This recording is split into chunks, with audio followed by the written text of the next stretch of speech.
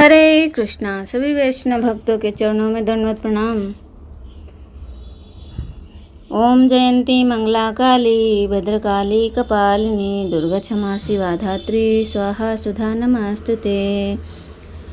चंद्रासु उज्ज्वलकारा शार्दूल वाहना कात्यायनी शुभम दाध्या देवी दानवघातिनी।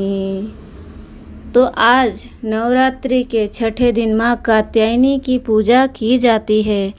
इनकी उपासना और आराधना से भक्तों को बड़ी आसानी से अर्थ, धर्म, काम और मोक्ष चारों फलों की प्राप्ति होती है। उसके रोग, शोक, संताप और भय नष्ट हो जाते हैं।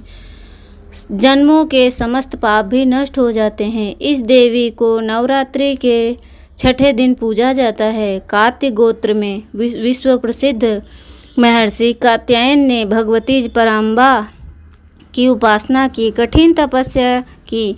उनकी इच्छा थी कि उन्हें पुत्री प्राप्त हो। माँ भगवती ने उनके घर पुत्री रूप में जन्म लिया, इसीलिए यह देवी कात्यायनी कहलाई।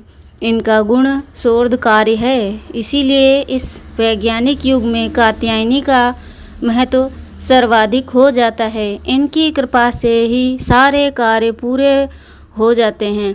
ये वैद्यनाथ नामक स्थान पर प्रकट होकर पूजी गई माँ कात्यायनी अमोघ फलदायिनी हैं। भगवान कृष्ण को पति रूप में पाने के लिए व्रज की गोपियों ने इन्हीं की पूजा की थी। यह पूजा कालिंदी यमुना के तट पर की गई थी, इसीलिए ये ब्रजमंडल की अधिष्ठात्री देवी के रूप में प्रतिष्ठित हैं। इनका स्वरूप अत्यंत भव्य और दिव्य है। ये स्वर्ण के समान चमकीली हैं और भास्वर हैं। इनकी 4 भुजाएं हैं। दाईं तरफ का ऊपर वाला हाथ अभय मुद्रा में है तथा नीचे वाला हाथ वर मुद्रा में है। माँ के बाईं तरफ के ऊपर वाले हाथ में तलवार है व नीचे वाले हाथ में कमल का फूल शोभित हैं। इनका वाहन भी सिंह है। इनकी उपासना और आराधना से भक्तों को बड़ी आसानी से अर्थ, धर्म, काम, मोक्ष चारों फलों की प्राप्ति होती है। उसके रोग, शोक, संताप और भय नष्ट हो जाते हैं। जन्मों के समस्त पाप भी नष्ट हो जाते हैं। इसीलिए कहा जाता है कि इस देवी की उपासना करने से परम पद की प्राप्ति होती है और जिनके विवाह नहीं होते उनके विवाह भी शीघ्र अतिशीघ्र हो जाते हैं। देवी कात्यायनी की पूजा आराधना करने से कुंवारी कन्याओं का विवाह होता है।